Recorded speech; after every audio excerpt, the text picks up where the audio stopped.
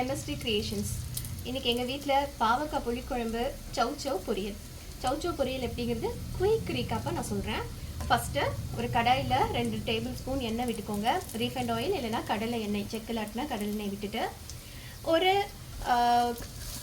பெரிய வெங்காயத்தை இது மாதிரி நீல வாக்கில் நறுக்கிக்கோங்க. கடுகு, உளுத்தம் பருப்பு, பெரிய வெங்காயம், 2 வரமிளகா போட்டு இப்படி நான் தாளிச்சிட்ருக்கேன். இப்போது லைட்டாக கோல்ட் ப்ரௌன் ஆயிடுச்சு. இப்போது நம்ம காயை ஆட் பண்ண போகிறோம். இந்த சௌச்சௌவை எப்படி சுத்தம் பண்ணுறது அப்படின்னா, மேலே இருக்கிற தோல்களை நீக்கிட்டு உள்ளுக்குள்ளே சின்னதாக ஒரு விதை இருக்கும், அது மாதிரி அதையும் எடுத்துருங்க. எடுத்துகிட்டு இது மாதிரி க்யூப்ஸாக கட் பண்ணிக்கோங்க. கட் பண்ணியிருந்தா நான் அதில் ஆட் பண்ணுறேன்.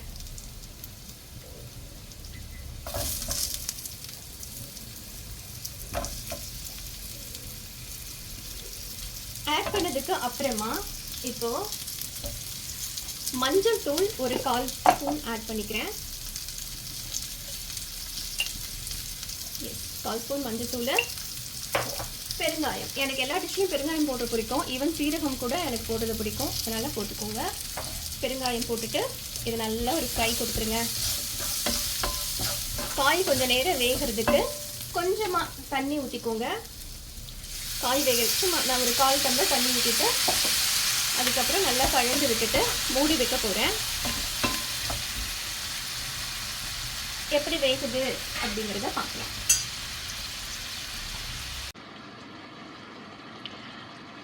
இப்போ காயை மூடி வச்சு வேக வச்சோம் இல்லையா, இதை திறந்து பார்க்கலாம் எப்படி வருதுன்னு. இந்த காய் வெந்துருச்சான்னு ஒரு செக் பண்ணிக்கோங்க. இன்னும் தண்ணி சுண்டனா வச்சுக்கோங்க, எனக்கு இதே போதும்.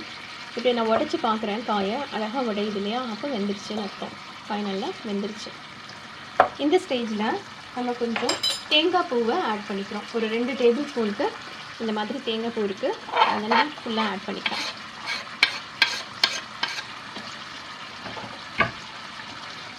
சௌச்சௌவை பண்ண தெரியாதவங்க இந்த வீடியோ பார்த்து அழகாக பொரியல் பண்ணி கூட சாப்பிட்லாம். உங்களுக்கு இந்த வீடியோ பிடிச்சிருந்ததுன்னா please like, share and subscribe.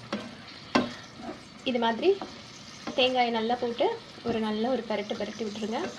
இப்போது சௌச்சௌ பொரியல் ரெடி. நன்றி.